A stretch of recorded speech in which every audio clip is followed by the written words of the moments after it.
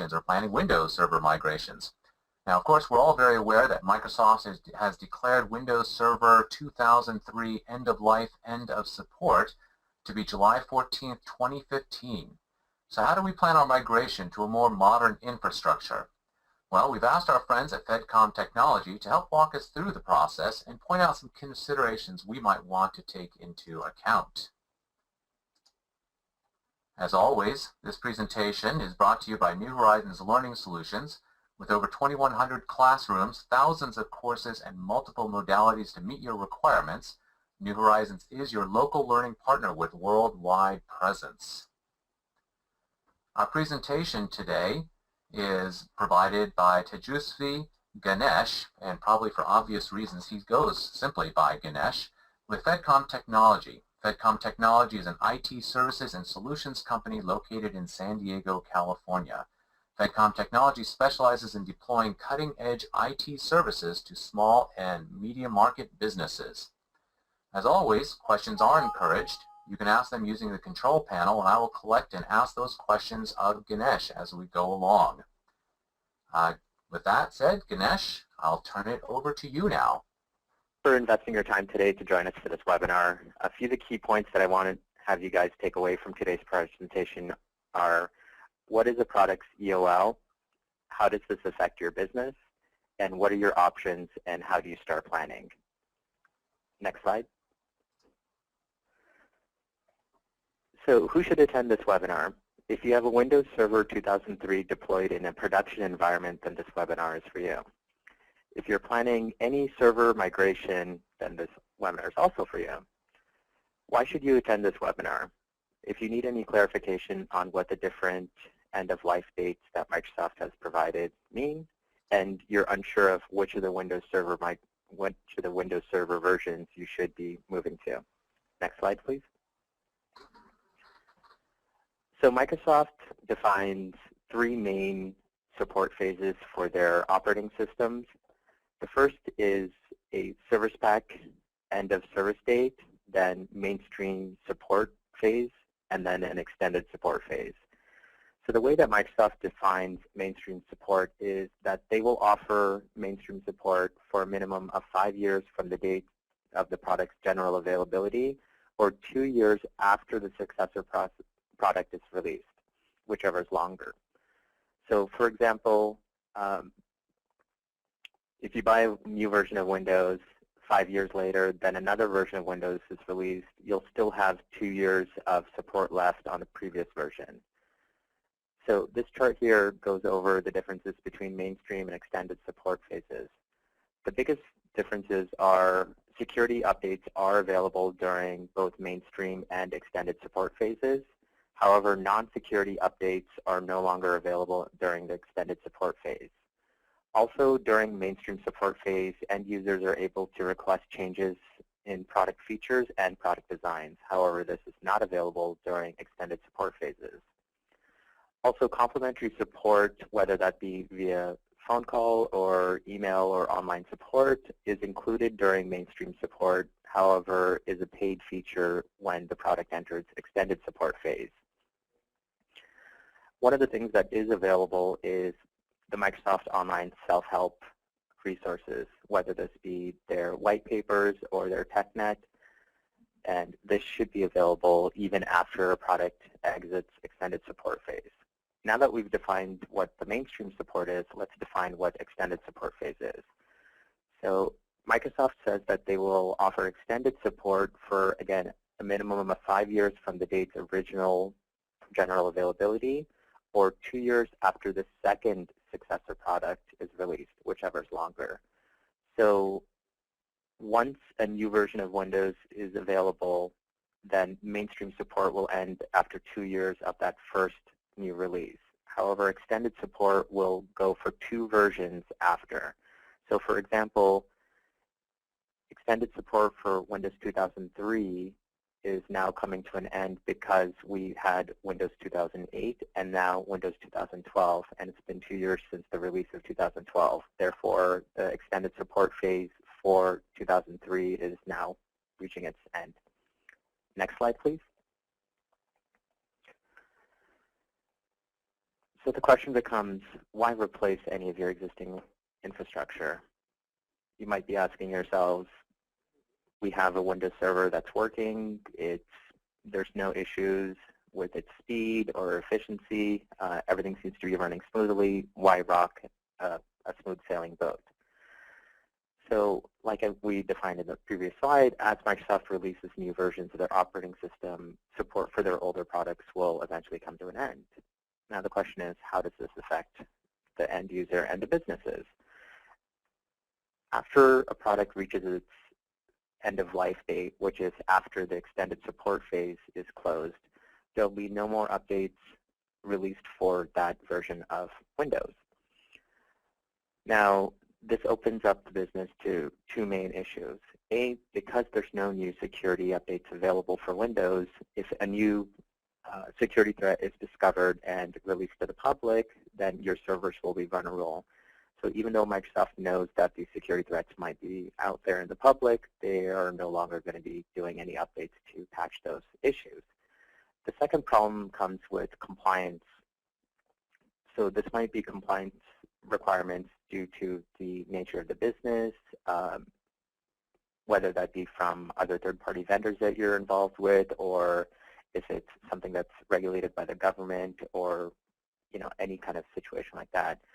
So if you're no longer in compliance, you could either lose any type of licensure, or there might be a financial impact where you'll have to pay a fee until you go back into compliance. Next slide, please. So in this slide, I just want to kind of define the dates that are available for the current Windows Server products. So as we can see here, the service, so SED stands for service end date. The service end date for 2008 and 2008 R2, as well as 2012 and 2012 R2 are all the same. This is because Windows doesn't really consider the R2 product as a complete new version of Windows. So as you can see, there's service pack end date for 2008 and for 2008 R2.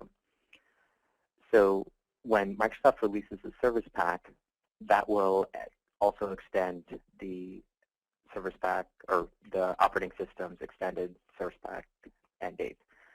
So if you did not include service pack 1 for server 2008, then for the standard version, your service end date would have been 2011.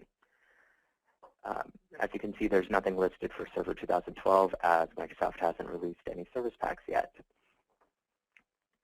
So some people will ask, when we have to change, why wouldn't we just jump to the newer service version, because then we have a longer service end date? There are some complications with doing server migration from, let's say, server 2003 to 2012 that need to be considered, that we will go over in future slides. Next slide, please. So one of the things that I've noticed in my experiences is people aren't taking advantage of the server core option. So starting with Windows Server 2008, Microsoft allowed you to have two different types of installations when you're installing a new server. You could either have your standard full server, which includes the full graphical user interface, which is obviously a little easier to manage and maintain for administrators, or they also offered a server core option. Server core is a kind of stripped down, bare bones server structure where you can have certain roles enabled on those machines. However, because there's no GUI and it's missing some of the other key components from Windows Server,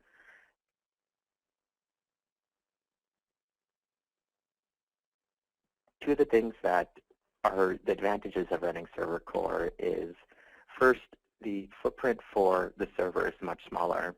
So what this means for you is that it's taking up less server resources, smaller hard drive footprint, minimized RAM requirements. Another thing is, because we're leaving out a lot of the additional components that the server doesn't actually need to be running, it has a much smaller attack profile. So as you can imagine, anything that has many parts has a lot of points of failure. So if we can remove some of those moving parts, we're minimizing the points of failure, and also the attack file, so there's less vulnerabilities available. Now, as I kind of touched upon, one of the cons of running Windows Server Core is because you have lost your graphical user interface, the IT administrators need to have pretty solid knowledge of command line interface as well as PowerShell. Now, Server Core can run all of these services that you see listed on the slide. If you needed additional Windows servers that aren't included, for example, if you needed this to be a web server and needed to run IIS, then you would not be able to use Server Core. However, for your kind of key infrastructure servers, for example, your Active Directory controllers, DHCP, DNS servers, and Windows Update servers, you can run Server Core and use a remote server management tool to control those machines. One of the changes that occurred with Windows 2012 is once you've installed Server Core, you do have the option to upgrade to Server Full. In 2008, this was not an option, and to switch between Server Core and Full Server, you would have to do a reinstallation. Next slide, please.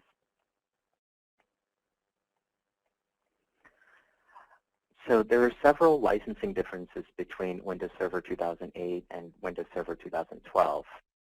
There are no differences between each of the key versions and R2.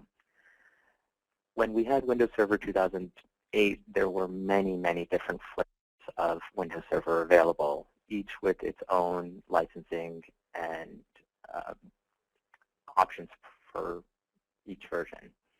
The key differences between the two server versions are, in 2008, licensing for the operating system was based on the number of physical servers and virtual servers.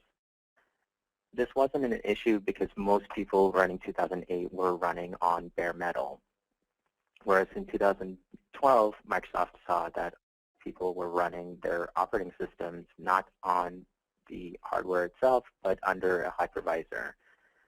So what they have done is change licensing to the number of physical processors that the OS sees and the number of virtual servers it's hosting. So now with virtual servers, that's an issue if you're using Windows Server as a hypervisor and using it with the Hyper-V role. So one of the main considerations when you're doing a Windows Server upgrade is to see if the hardware is compatible. Now this might be a perfect opportunity for you to look at how much longer your service plans are or how much longer the hardware is under warranty. So if you're on a server hardware that might be coming up for, its warranty is going to end soon, you might have the option to renew or extend the warranty, or it might be time to upgrade that hardware itself. Another issue is, especially if you're running Windows Server 2003, the 32-bit version, is you'll have to see if your existing server hardware is compatible with the new Windows versions. Another problem is if you're running Windows Server Small Business Edition, you'll have SQL Server, Exchange Server, and SharePoint Server available with licenses under that product. So you'll have to look at, now do we have to also upgrade to a full version of SQL, full version of Exchange, and so on and so forth. If your Windows Server that you're upgrading is a domain controller, you'll have to consider, well, now will your Windows workstations be compatible to join that domain? One of the biggest oversights that I see clients have is whether their proprietary or custom line of business applications are now going to run properly under those new versions of Windows. So how can you determine what is and what isn't compatible?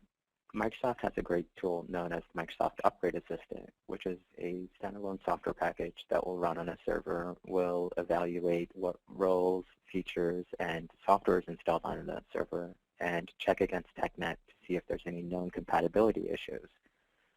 This is a really great tool just when you're considering doing an upgrade.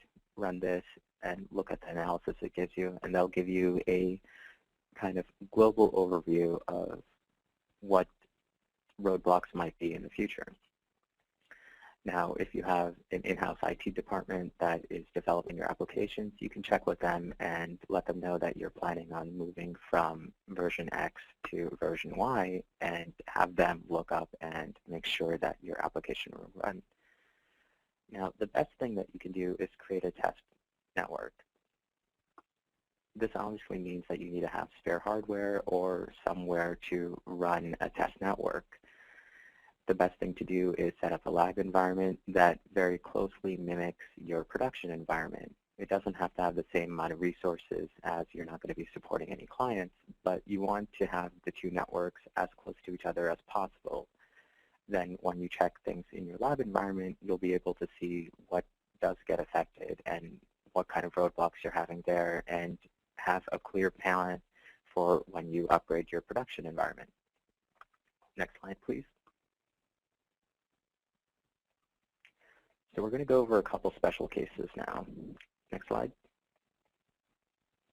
So first special case, which I kind of already touched upon, was what do you need to do if you're upgrading a domain controller? Now, this really depends completely on what version of Windows Server you're running right now and what version you are planning on upgrading to. So one of the things you have to consider is you'll have to transfer all of the primary domain roles from the old server to the new server, and then you need to depreciate or remove the depreciated domain controller from your global category. Now, one of the things that you might be forced into doing is you might have to change your domain and forest functional levels. This is something that's a little confusing for people who haven't had to migrate their domain controllers. With Windows 2008 R2, the lowest domain functional level you could have was a native Windows 2000 function. Now, as we keep upgrading the functional level, more and more features that that Microsoft has created is available, but at the same time, only certain versions of Windows Server are able to join this. So this is something that we can spend a lot of time on, but Microsoft has some great resources available that will show you if you are running this level of a domain, then these are the supported domain controllers. What are the new features that are added by migrating to a newer forest functional level, and what are the downfalls? Next slide, please. So the next special case I wanted to touch upon is Small Business Server. Now, people might be running Small Business Server 2003, which is also approaching its end of life. There were two versions of SBS after 2003. There was a 2008 SBS and an SBS 2011. Now, with Small Business Server, you have lots of different things you need to consider. Like we spoke about in the previous slide, SBS Server is usually your primary domain controller. So you'll have to take into consideration all of the domain controller nuances. On top of that, Small Business Server included user and device CALs, so made licensing very simple for small businesses under 25 users. Now, if your SBS server was only a domain controller, you would have to look at the licensing aspect of running your new Windows server and make sure that you have enough user and or device CALs to be properly within Windows licensing requirements. However, Windows Small Business Server also included licenses for Exchange Server, for SQL Server, for Remote Workplace Server, and SharePoint Server. Now, a lot of people don't take advantage of many of these resources that are included with Small Business Server. However, if your company was running Small Business Server and also using its Exchange Server, then you would have to get a new Windows Server for your domain controller. And according to best practices, you should be running another Windows Server for Exchange Server. So now you need two licenses for Windows Server, and also you'll have to get your own Exchange license, and then the user CALs for that device or for that product also. So Small Business Server can end up being quite a bit of a headache, especially when it comes to making sure that everything is licensed properly. Next slide, please.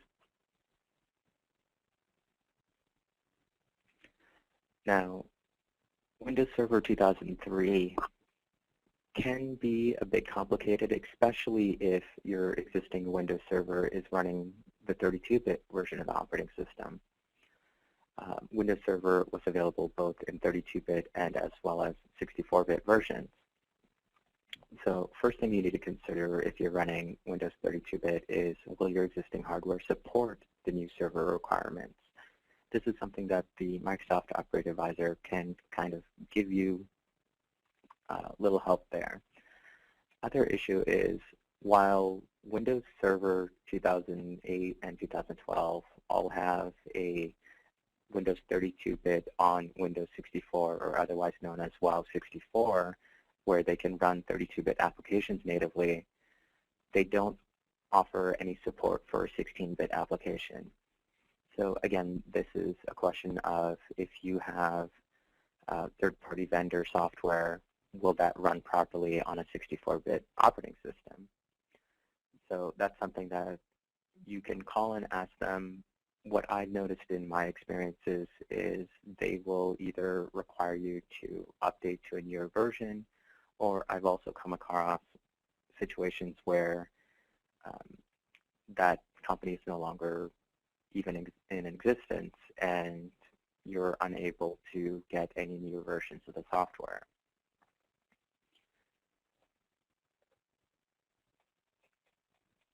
Next slide, please. So what are your options now? So if your hardware is able to support the new operating systems, then you have several options. You could do a fresh install of the operating system, which is always recommended. You can do what's considered an in-place upgrade and upgrade your current operating system to different versions. However, if you're going to do this, you can't jump necessarily from a Windows Server 2003 straight to a Server 2012. So you have to look at your upgrade path and decide if it requires you to have 4 installations of an operating system before you can get from Server 2003 to a 2012 R2. Would it just be easier, quicker, and more cost-effective to do a fresh install of the operating system? The third option you have, especially if your hardware was recently upgraded, is to add a virtualized a hypervisor to virtualize your operating systems. The advantages of running a hypervisor are the modern day hardware is very, very capable of running numerous servers at the same time without having any functional lag for the end user. So you're able to extract more resources from your hardware and really get every single dollar that you spend on that hardware. Now, if your hardware is either out of warranty or it does not support the new operating systems, then you're kind of forced into a rip and replace situation. Again, in this situation, when you're getting new hardware, you have the option of either doing a fresh installation of Windows Server on the bare metal or add a hypervisor first. The third option, if you are planning on replacing your existing hardware, is to either deploy a cloud infrastructure or a hybrid infrastructure. With a cloud infrastructure, you're using someone else's server hardware to run your operating systems and your services, everything on a decentralized computer. One of the advantages here are you don't have to worry about, or you don't have to worry as much about backup and disaster recovery, as it's no longer living on a single server in your IT room closet. Some of the disadvantages, however, are if you are using a cloud infrastructure, then your office's internet connectivity becomes a very, very big function in how well this network will work. Because if you have a very slow internet connection, or if your internet connection drops very frequently, then your office is completely disconnected from any of your servers. To kind of get over that problem, you could run a hybrid infrastructure where you have certain servers and certain server roles in the cloud, and then you have certain servers and certain server roles in your local servers on site. So you'll have to sit with your IT department and or IT provider to figure out what is the best step for you guys. Next slide, please. So now, what are the next steps you guys should take? First is getting informed. So Microsoft has TechNet, which is their online database of information where you can read white papers. They'll have white cases where they'll show what kind of problems they ran into when upgrading from a certain version to another version. They have everything defined as far as what their requirements are for any new version of Windows. Like I spoke about before, there's the Microsoft Assessment and Planning Toolkit, which includes the Microsoft Upgrade Advisor. Again, like I said, the best thing to do is to deploy a lab environment that mimics your production environment. And then as soon as you think that you might need to do a Windows server, or even if you guys don't think about it, if it's not on your horizon, it's good to bring up with your IT department or your service provider to just keep an eye on the future to see what your requirements might be. So even if you don't have to do a Windows server for the next 2, 3, 4, 5 years, you still want to have an eye towards that so you can start planning your budget for that and make sure that when that date does come, it's not something that pops up and you're all of a sudden having to change to a new version without any planning. If you guys have any questions, feel free to reach out to me.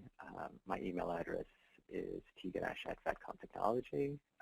I'm a Windows Server MCSE certified technician, and Fedcom Technology, we do help lots of organizations with these migrations. So we're very familiar with a lot of the pitfalls that people do run into.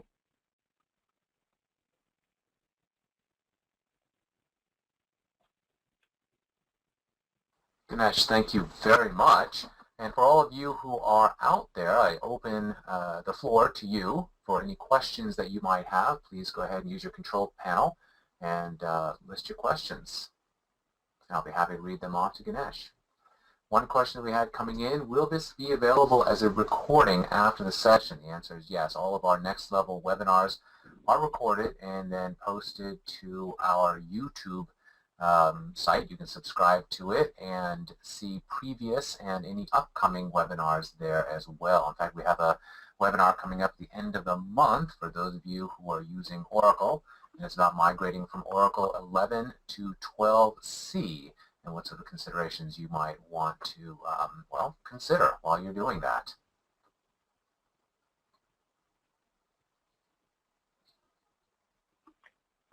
So while we're waiting for some other questions, one of the things I wanted to kind of touch upon but wasn't really in the scope of the discussion is Windows Server 10. So Windows has announced their newest operating system, which will be the replacement for Windows 8.1, and they're calling it Windows 10. Not entirely sure why they skipped 9, but that's the way it works. So for the first time, Microsoft is releasing a client operating system without its corresponding server at the same time. Windows Server 10 and the Windows 10 client both went into their first technical release at the end of 2014.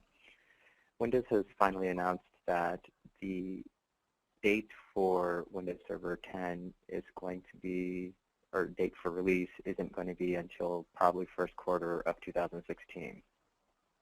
While they've been very secretive about its licensing, what kind of major features it's going to include, I feel like it's going to be an evolution of Server 2012. I don't believe that there will be significant licensing changes between Server 2012 R2 and the new Server 10. Again, a big thing that they're pushing for is the way that the operating system will work for hypervised virtual machines. So we should see even greater efficiency for Hyper-V in Windows Server 10. We had another question come through. I think this is a good one. It's actually one that I was kind of curious about. What if we're on 2003 now? Is it better for us to move to 2012, so make the 2-generation jump, or should we move to 2008 first, let that settle, and then move on to 12? And of course, I guess the follow-up might be any idea why we wouldn't go from 2003 to whatever the next one is going to be called? So let me answer the second question first. I wouldn't recommend waiting for Server 10 to come out before upgrading from a 2003 machine, primarily because just the amount of time that 2003 is going to be out of support until 2010 is available. Now, the other question as far as why would we choose to go to 2008 and then 2012 rather than just upgrading straight to 2012, usually that's a function of your application providers. So I've done several migrations. The last migration I did, the CRM that the company was using, they said that they've only tested up to 2012, and if I were to choose to install their services on Server 2012 R2, that they would not support us if we had any issues. So that kind of forced my hand into not choosing the newest operating system. So again, this is a variable case by case based on the software that the company is running. However, I would suggest if you are going to do the migration to go straight from 2003 to 2012 R2. Great, thank you very much. Any other questions that we can throw at Ganesh?